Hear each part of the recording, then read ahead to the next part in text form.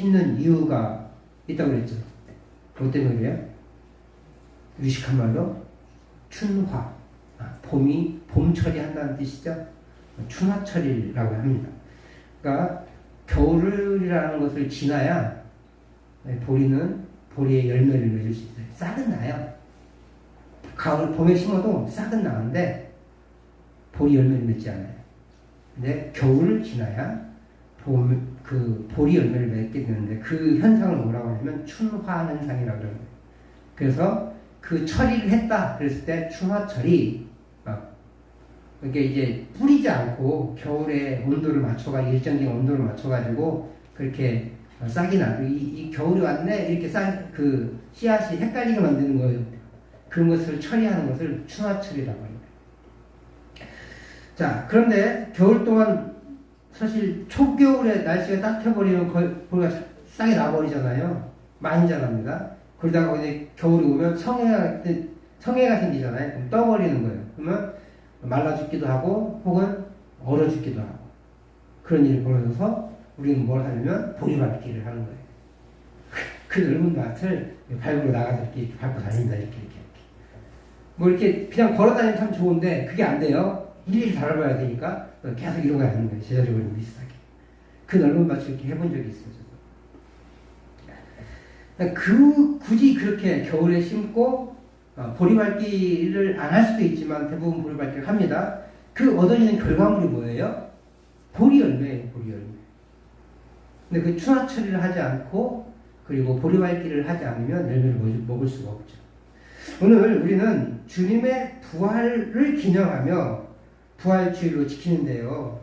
오늘도 지난 3일간의 기도회를 이어 이사야 말씀을 살펴보며 우리 하나님 여호와의 종이 고난을 통과해서 도대체 어떤 열매를 맺게 하고 있는지 이 마지막 종의 노래를 통해서 배워보도록 하겠습니다. 오늘 본문의 시작은 하나님께서 당신의 종의 형통을 선언하는 것으로 시작합니다. 13절 말씀을 52장 13절 말씀 같이 읽어보도록 하겠습니다. 시작. 보라 내 종이 형통하리니 받들어 높이 들려서 지극히 존귀하게 되리라. 종의 형통을 딱 선언해요. 그가 높이 들려 존귀하게 될 것이라. 높은 존재가 될 거라는 거예요. 근데 그 뒤에 이어지는 종의 모습은 화려하지 않아요. 14, 15절에서 종의 모습을 하나님이 말씀해 주시는데 52장 14절 15절도 같이 한번 읽어보도록 하겠습니다. 시작. 전에는 그의 모양이 타인보다 상하였고 그의 모습이 사람들보다 상하였으므로 많은 사람이 그에게 대하여 놀랐거니와 15절 그가 나라들을 놀라게 할 것이며 왕들은 그로 말미암아 그들의 입을 봉하리니 이는 그들이 아직 그들에게 전파되지 아니한 것을 볼 것이요 아직 듣지 못한 것을 깨달을 것입니다. 두 가지를 얘기하고 있는데 먼저는 하나님의 종의 외모가 타인보다 상한 모습이다. 14절에서 그렇게 말하고 있어요. 뭐 상했다라는 표현을 보면 상처 좀 났나 보네, 아니면 좀 말랐나 보네, 이런 생각이 들 수 있는데 그게 아니라요. 완전히 몸과 얼굴이 망가져서 섬뜩하다 이런 느낌.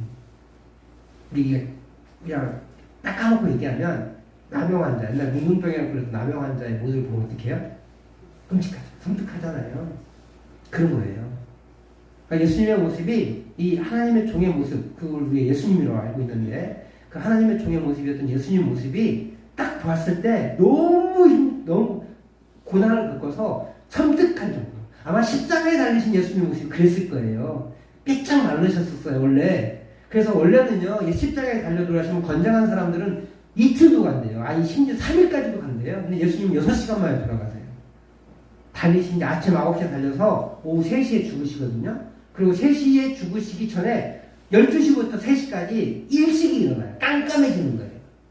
그러니까 하나님이 빛의 사라짐을 얘기하신 것 같아요. 그러니까 그 정도로 그렇게 빨리 돌아가셨을 정도로 힘이 없었어요, 별로. 근데 거기에다가 가시관 썼죠. 채찍 맞았죠, 밤에. 그리고 옆구리에 뭘 찔렸어요? 창을 찔렸잖아요. 그러니까 딱 보면 얼마나 섬뜩해요. 그런 모습이었을 거라는 거예요. 그래서 그분의 모습은 두려움과 공포감을 자아내요. 그러나 15절에 보니까 나라들이 놀라고 왕들이 말을 못할 정도로 충격적인 일이 생겨나요. 그리고 그 이유는 그들이 이제껏 보지 못한, 듣지 못한 것들이 전파되어지고 알지 못했던 것들을 깨달았기 때문이라는 거죠. 그리고 그렇게 이런 모습을 통해서 13절에서 말씀하신 하나님께서 이 여호와의 종, 하나님의 종이 높아질 것이다 라고 얘기를 합니다. 뒤에 이어서 53장 1절부터 10절까지는요, 사람의 위치에서, 인간의 위치에서 여호와의 종의 모습을 그려줍니다. 1절에서 우리라고 불리는 것은 아마 이스라엘 백성일 거예요. 이스라엘 백성이 자신들의 뒤늦은 잘못을 고백하는 거예요. 1절 말씀 같이 읽어보도록 할게요. 53장 1절 시작. 우리가 전하는 것을 누가 믿었느냐? 여호와의 팔이 누구에게 나타났느냐? 우리에게 나타났다, 이런 뜻이에요. 그러니까 이런 질문을 통해서 뭘 얘기하려고 하면, 야, 왜 우리가 그걸 진작에 깨닫지 못했을까? 라는 거죠. 깨닫지 못했던 자신들의 무지를 인정하고 잘못을 고백하는 이 질문이, 야, 우리가 전한 것을 누가 믿었냐? 아무도 안 믿었다는 거죠. 여호와의 팔이 누구에게 나타났느냐? 잘 모른다는 거예요. 그것을. 너무 늦게 깨달은 거죠. 이제서야 여호와의 능력을 깨닫고 처참해 보이는 외모의 종이 이룬 일이 하나님의 구원 계획의 실현임을 깨달았다는 거예요. 그래서 후회하는 거예요. 백성들은 이 하나님의 종에 대해서 2절 이하에서 이제 쭉 그려줍니다. 왜 깨닫지 못했을 수밖에 없는지. 먼저 전제 조건을 얘기하면 이 사람들이 이스라엘 사람들이 기다렸던 메시아는 그 하나님의 종은 풍채가 좋고 언변이 화려하고 전쟁에 능한 사람이었을 거예요. 그래서 로마 정부로부터 그들을 구원해 줄 그런 사람들을 기대하고 있었단 말이에요.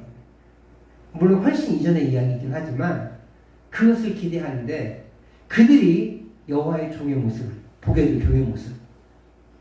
다시 말해서 예수님의 시대에 예수님을 보면서 이스라엘 백성들이 느꼈던 감정이 2절부터 10절까지. 우리가 이거는 중요하니까 한번 천천히 한번 다시 읽어볼 거예요. 2절부터 10절 말씀 한 절씩 천천히 다시 한번 읽어보도록 하겠습니다. 시작. 그는 주 앞에서 자라나기를 연한 순 같고 마른 땅에서 나온 뿌리 같아서 고운 모양도 없고 풍채도 없은즉 우리가 보기에 흠모할 만한 아름다운 것이 없도다. 3절. 그는 멸시를 받아 사람들에게 버림을 받았으며 간고를 많이 겪었으며 질고를 아는 자라. 마치 사람들이 그에게서 얼굴을 가리는 것 같이 멸시를 당하였고 우리도 그를 귀히 여기지 아니하였도다. 그는 실로 우리의 질고를 지고 우리의 슬픔을 당하였거늘 우리는 생각하기를 그는 징벌을 받아 하나님께 맞으며 고난을 당한다 하였노라. 그가 찔림은 우리의 허물 때문이요 그가 상함은 우리의 죄악 때문이라. 그가 징계를 받음으로 우리는 평화를 누리고 그가 채찍에 맞음으로 우리는 나음을 받았도다. 우리는 다 양같아서 그릇 행하여 각기 제길로 갔거늘 여호와께서는 우리 모두의 죄악을 그에게 담당시키셨도다. 그가 곤욕을 당하여 괴로울 때에도 그의 입을 열지 아니하였으며 마치 도수장으로 끌려가는 어린 양과 털 깎는 자 앞에서 잠잠한 양같이 그의 입을 열지 아니하였도다. 그는 곤욕과 신문을 당하고 끌려갔으나 그 세대 중에 누가 생각하기를 그가 살아있는 자들의 땅에서 끊어짐은 마땅히 형벌받을 내 백성의 허물 때문이라 하였으리요. 그는 강포를 행하지 아니하였고 그의 입에 거짓이 없었으나 그의 무덤이 악인들과 함께 있었으며 그가 죽은 후에 부자와 함께 있었도다. 여호와께서 그에게 상함을 받게 하시기를 원하사 질고를 당하게 하셨은즉 그의 영혼을 속건제물로 드리기 이르면 그가 씨를 보게 되며 그의 날을 길 것이요 또 그의 손으로 여호와께서 기뻐하시는 뜻을 성취하리로다. 아멘. 좀 느낌이 오시나요? 예수님의 모습을 상상하면서 그랬던 건데 특별히 이 헷갈릴 수 있는, 잘못 오해할 수 있는 거 몇 가지만 좀 지적해보면, 2절에 연한 순 같다 이라는 표현 좋아 보이잖아요. 색깔이 참 예쁘고 두릅도 연하지 않으면 못 먹잖아요. 저희가 이제 엊그제 두릅을 따봤는데 하루 놓쳤거든요. 하루 놓쳤더니 싹 나가지고 아주 맛이 없어졌을 것 같아요. 못 먹을 정도로 커버린 거예요. 아까 따긴 땄는데 맛있을지 모르겠어요. 여러분, 우리에게서 있어서 연한 수는 먹을 만한 것, 칡렁풀도요 3마디까지는 먹을 수 있대요. 요리해 먹더라고요. 그 지긋지긋한 칡이 3순까지는 먹을 만하다는 거예요. 우리는 그런 의미에서 연한 수는 좋은 것처럼 보여요. 근데 여기서는 그걸 의미하는 게 아니에요. 쓸모없는 거예요. 쓸모없는 거. 연한 수는 더더군다나 마른 땅, 황무지에서 그 물이 없는 상태에서 자라면 뭐만 뿌리 자랐을 것 같아요. 뿌리만 열심히 뻗어요. 물 먹으려고. 그러면 그 가지가 볼품이 없어요. 사람들은 좋은 풍채, 멋진 나무, 멋진 그늘을 기대하는데 뭐 이렇게 살고 있긴 한 것 같은데 이건 뭐 쓸모가 없는 그런 모습이 연한 순 같고 그런 의미예요. 볼품 없이 더욱이 볼품 없는 민낯을 말하는 거예요. 또 3절에 보면 간고와 질고에 대한 이야기를 하는데 간고는요 끊임없이 고통당하는 자, 그것이 육체적이든 정신적이든 뭐 통틀어서 육체적으로 정신적으로 계속 고통당하는 사람. 근데 그 질병의 정도가 어느까지냐면 죽음에 이를 정도로. 이 간고라는 말이 엄청나게 심각한 말이에요. 뿐만 아니라 질고는요 질병에 익숙하다 이런 의미를 가지고 있어요. 그러니까 우리가 병 달고 다닌다 이런 말 있잖아요. 늘 병약해서 골골하시는 분들, 그런 분들이 질고라는 표현. 근데 그 질고와 간고가 섞여 있잖아요. 그러니까 늘 지금 죽음의 자리에 있는 마치 신장을 투석하시는 분들이 좀 그런 삶을 사시는 것 같아요. 그러신 분들, 죽음을 앞두신 분들, 이런 분들의 모습이 예수님의 모습이었다는 거예요. 그 여호와의 종의 모습. 그렇게 죽음의 경지에까지 도달한 깊은 질병과 어느 한순간도 병 없어 본 적이 없는 그런 사람으로 보이는 것이 3절에서 말하는 질고와 간고예요. 간고. 예수님의 모습이 얼마나 처참했는지 알 수 있겠죠. 그렇게 그 사람들은 이 사람이 하나님의 종이 될 리가 없다는 거예요. 왜냐하면 이스라엘 사람들은 앞서 얘기했던 것처럼 풍채가 단순히 그냥 저 사람은 원래 풍채가 좋은 것을 그냥 좋은데 하고 말한 게 아니라 그 사람의 내면의 복이라고 생각했어요. 건장하고 얼굴에 기름기 잘 흐르고. 아니 요즘 우리도 옛날에 애기들 건강한 아이들의 대표적인 어떤 생겼겠어요. 막 튼튼하고 막 뚱뚱하고, 요즘 뚱뚱하다는 표현인데 옛날에는 뭐 튼실하다고 했죠. 살이 이렇게 붙는 아이들을 예쁘다고 그랬잖아요. 지금 그렇지 않아요. 비만이라고 그래. 그걸 우리가 요즘은 어린 아이들이 그렇게 크게 자라는 것을 좋아하지 않습니다. 지금도 마찬가지. 사람들이 배 나오면 사장님 같다고 얘기하는데 요즘은요 배 나오면 저 사람은 게으른 사람이네, 건강하지 않은 사람이네 이렇게 치부해버리죠. 근데 우리 속에는 그런 게 있어요. 풍채가 좋고 배가 좀 나와야 사장님 소리 듣고 잘 먹었다는 소리를 듣는 거죠. 잘 먹었다. 근데 예전에는 뭐 했기 때문에 못 먹어요. 그런 거예요. 지금은 너무 잘 먹는 시대니까 너무 많이 먹으면 안 돼요. 그래서 뭐 옛날에 어쩔 수 없이 먹었던 보리밥을 지금 건강식이라고 미화시켜서 보리를 자꾸 먹게 해요. 저는 보리가 징글징글 하거든요. 근데 이스라엘은 그런 문화가 있었어요. 풍채가 좋으면 하나님의 복을 받은 사람이다 이렇게 생각했어요.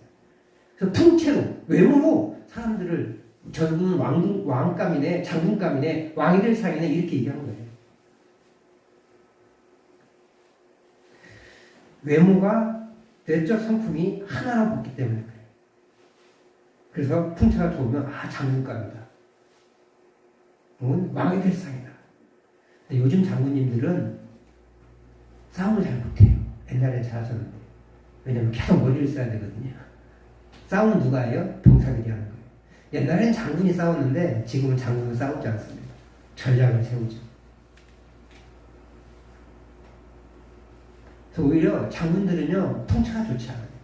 좀 마르고, 눈이 반짝이는 사람들이 많습니다. 근데 그 당시 사람들은 볼품이 없으면 자질도 없다고 생각했던 거예요. 자질을 몸에서 봤어요. 요즘은 두뇌와 성품으로 보는데 자질을 예전에는 몸으로 그 자질을 본 거예요. 그렇게 고대 이스라엘은 외모가 단순히 사람 보기에 좋은 것을 넘어 하나님의 복이라고 여겼기 때문에 더 그랬어요. 근데 그 하나님의 종이 볼품이 없어 심지어 너무 흉측해 보기가. 그러니 어떻게 저게 하나님의 사람이 될 수 있어? 어떻게 저게 하나님의 종이 될 수 있어? 어떻게 저런 종이 우리를 구원해 줄 수 있어? 라고 평가해버린 거죠. 큰노할 만한 것이 전혀 없었어요. 그저 말도 못하고 끌려가는 어린 양처럼. 이 순둥이여서 끌려가는 게 아니에요. 겁에 질려서 끌려가는 거예요. 겁에 질려서. 양이요, 털 깎는 걸 굉장히 싫어합니다. 근데 겁에 질리니까 꼼짝 못하고 있는 거예요.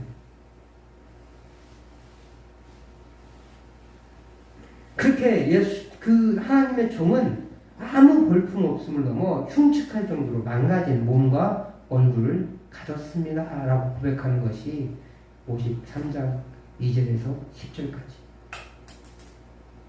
그런 그를 향해 에이 마지막 하네. 징계받을만 하니까 받겠지 라고 얘기하는 거예요. 그러니까 거기다가 그 돌을 던진 다음에 거기다가 또 더 큰 바위를 던지는 거예요.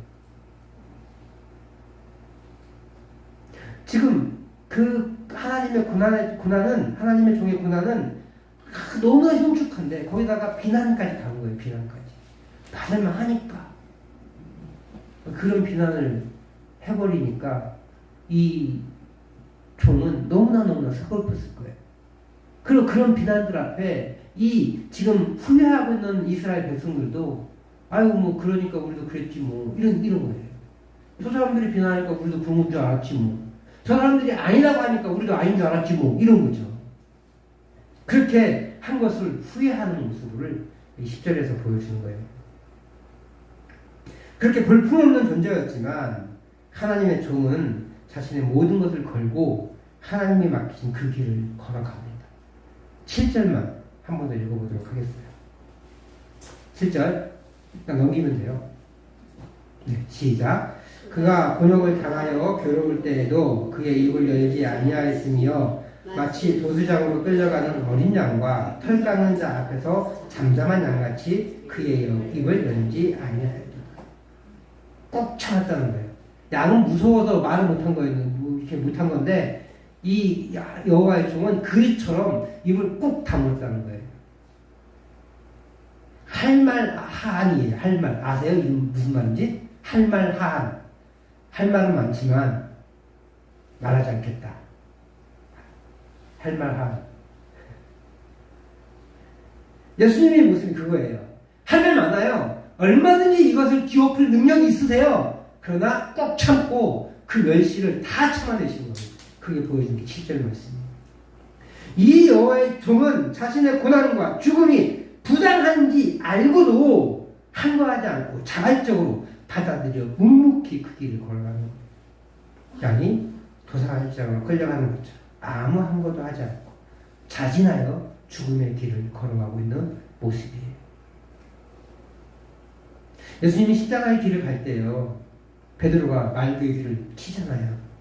그때 마태복음에서 예수님이 다른 복음서에 없는 마태복음에 나온 말이 있어요. 26장 53절 말씀을 같이 한번 읽어보도록 할게요. 시작. 너는 내가 내 아버지께 구하여 지금 12군단 더 되는 군사를 보내시게 할 수 없는 줄로 아느냐? 이 길 안 갈 수 있다는 거예요. 아니 예수님 뭐 12군단까지 필요하겠어요. 그 자리에서 싹 쓸어버리면 슬리지. 근데 그거 말고도 하나님께 부탁하면 12군단을 보내줘요. 제가 알기로는 한 군단에 로마 병사의 한 군단이 6,000명이에요. 6,000명. 72,000명의 군대. 지금 수는 별로 안 커 보이죠. 우리나라 군대만 해도 60만 명이니까. 육군만 것도. 별로 안 커 보이네? 이럴 수 있지만, 그 당시 세계 최강의 군대가, 로마 군대인데 그 군대가 6만 7만 2천 명. 거기에는 마병도 있고 기병도 있을 거 아니에요. 전차병도 있을 거고. 미국 군대를 보내고, 요즘 말로 표현하면 미국이 항공모함급을 보내겠다고 이럴 수 있는 거예요. 그런 수 있지만 예수님이 굳이 그 길을 가신다는 거예요. 그것이 하나님 예수님의 결의예요, 결의. 능히 피할 수 있으셨지만 담담히 그 길을 가시는 예수님의 모습이에요. 이런 여호와의 종에 대해 하나님은 그의 사역의 열매를 보여주십니다. 10절 하반절부터 12절까지 그 내용인데 다시 같이 한번 읽어보도록 하겠습니다. 시작. 그의 영혼을 속건제물로 드리기에 이르면 그가 씨를 보게 되며 그의 날은 길 것이요 또 그의 손으로 여호와께서 기뻐하시는 뜻을 성취하리로다. 그가 자기 영혼에 수고한 것을 보고 만족하게 여길 것이라. 나의 의로운 종이 자기 지식으로 많은 사람을 의롭게 하며 또 그들의 죄악을 친히 담당하리로다. 12절. 그러므로 내가 그에게 존귀한 자와 함께 몫을 받게 하며 강한 자와 함께 탈취한 것을 나누게 하리니 이는 그가 자기 영혼을 버려 사망에 이르게 하며 범죄자 중 하나로 헤아림을 받았음이니라. 그러나 그가 많은 사람의 죄를 담당하며 범죄자를 위하여 기도하였느니라. 뭐 설명할 필요가 없잖아요. 딱 예수님이잖아요. 그 길을 가신 거예요. 그래서 하나님께서 그 예수님의 그 십자가 사건으로 인해서 누리게 된 결과를 이 10절 하반절부터 얘기해 주는 거예요. 근데 재밌는 것은 속건제물을 드렸던 거예요. 속건제물. 10절에 보니까. 왜 속건제물이죠? 속건제물은 배상이잖아, 배상. 속건제물, 배상이거든. 그러니까 하나님이 어떤 예수님의 그 목숨으로 죄악에 대한, 인간의 죄악에 대한 배상을 하셨다는 거예요. 이거 너무나 큰 것 같아요. 그래서 구약의 레위기 5대 제사를 정말 잘 기억해. 예수님이 이 모든 죄를 이런 방법으로 우리의 죄를 없애주신 거구나 라는 것을 깨닫게 됩니다. 이것이 바로 여호와의 종이 이루신 일이고 여호와의 종인 예수님이 힘을 보여주는 대목이에요. 그리고 이 예수님이 자기 영혼을 버려 사망에 이르고 범죄자로 헤아림받아 많은 사람의 죄를 담당하며 범죄자를 위해 기도하여 이룬 날을 기념하는 것이 뭐라고요? 바로 부활주의. 자, 성도 여러분, 오늘 부활주의는 이렇게 본문 이사야서가 예수님 태어나시기 전 700여 년 전에 기록한 글이거든요. 그 700여 년 전 이사야라는 선지자를 통해 예언한 하나님의 종이 가게 될 고난과 핍박의 길입니다. 그리고 그 고난과 핍박을 통해 그 길을 통해서 이루신 구원의 능력을 완성하는 모습을 보여줍니다. 그것을 이루신 날이 부활절이고 오늘 우리는 그렇게 부활의 날을 기념하여 예배합니다. 그래서 이 부활의 날은요, 교회는 새 창조의 날로 기억해요. 창세기 2장에서 하나님 창조를 완성하시잖아요. 그 완성하신 모습이 아담의 범죄로 파괴됐어요. 그래서 하나님은 그 이스라엘을 구별해서 창조의 모습을, 원래의 창조의 모습을 유지해 나가셨거든요. 그리고 때가 참에 아들을 보내셔서 하나님의 창조를 다시 완성하셨어요. 그날이 무슨 날이라고요? 안식일이 아닌 일요일이에요. 그래서 우리는 그날을 특별히 구별해서 일요일이라고 부르지 않고 주일이라고 부르는 거예요. 세상 사람들과 구별하기 위해서. 사실은 모든 날이 주의 날이에요. 다시 말하지만 모든 날이 주의 날인데, 모든 날이 주일인데 우리는 특별히 예배하는 날을 기억하기 위해서 주일이라고 부르는 거예요. 주일날만 주일이 아니라 모든 날이 주일인데 기억하기 위해서, 기념하기 위해서 부르신다는 걸 기억하고, 다른 날은 주님의 날 아니니까 내 마음대로 살아야 돼, 이런 말씀 하시면 그냥 지옥 가는 거예요. 주님의 날이라는 걸 기억해요. 모든 날이 주님의 날이라는 걸 기억해요. 그러나 특별한 날을 기억해서 주일로 정했고, 더 특별한 날, 그 예수님이 진짜 부활하신 그 날을 기념하는 날이 바로 부활주일이다 라고 생각하시면 될 것 같아요. 그리고 그래서 우리는 매주일 하나님의 새 창조의 완성과 주님의 부활로 인해 구원이 완성된 것을 기념하며 감사 예배를 매주일 드리는 거예요. 우리 주님의 고난 끝에 드디어 하나님의 뜻을 이뤘고 마침내 부활하셔서 우리 모든 인류의 구원을 완성하셨습니다. 그러나 조심할 게 하나 있는데 12절 맨 마지막에 보면 그러나 그가 모든 사람의 아니죠? 많은 사람의 죄를 담당했다. 모든 사람은 아니에요. 무슨 차이가 있을까요? 모든 사람이었다고 표현하면 인류 모든 사람이 자동적으로 구원받는 거예요. 그렇겠죠? 근데 많은 사람이라고 표현했어요. 거기에는 또 다른 많은 사람들은 동참하지 못할 수도 있다.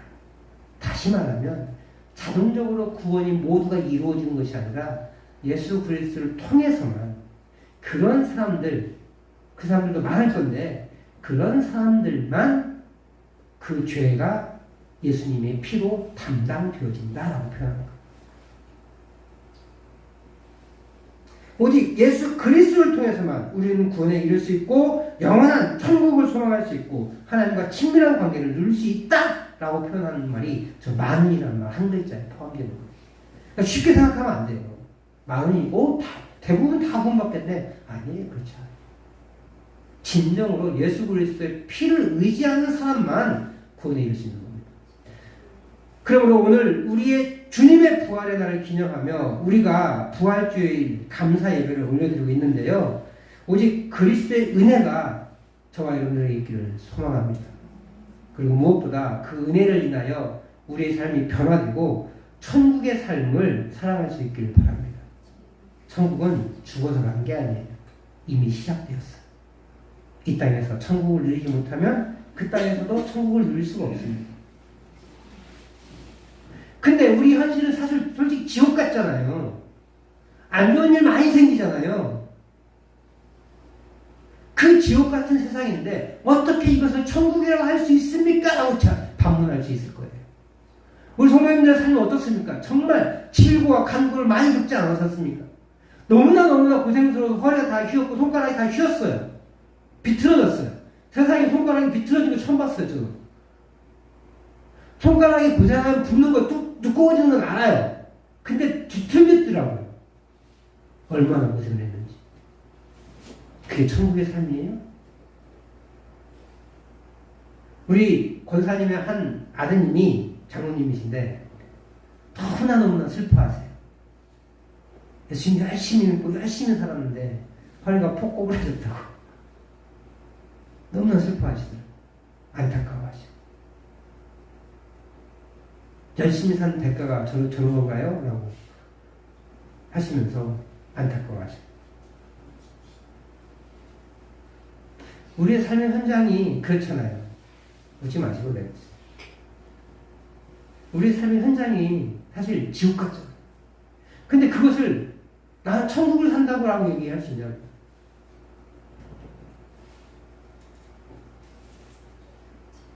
그러니까 환경을 얘기하는 것 같지 않잖아요. 그죠? 뭘 얘기해요? 우리 마음 얘기해요. 내가 그것을 어떻게 대하냐? 우리의 태도를 얘기하는 거예요. 환경은 지옥 같지만, 상황은 지옥 같지만, 지옥같이 힘들지만, 그것을 대하는 태도에 우리의 삶의 질이 달라지는 거예요.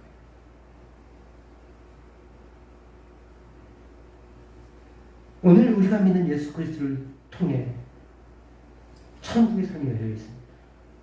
바라기는 여기 계신 우리 모든 성도님들이 천국을 소망하고 지금 이 땅에서 천국의 삶, 행복한 삶을 살아가기를 소망합니다.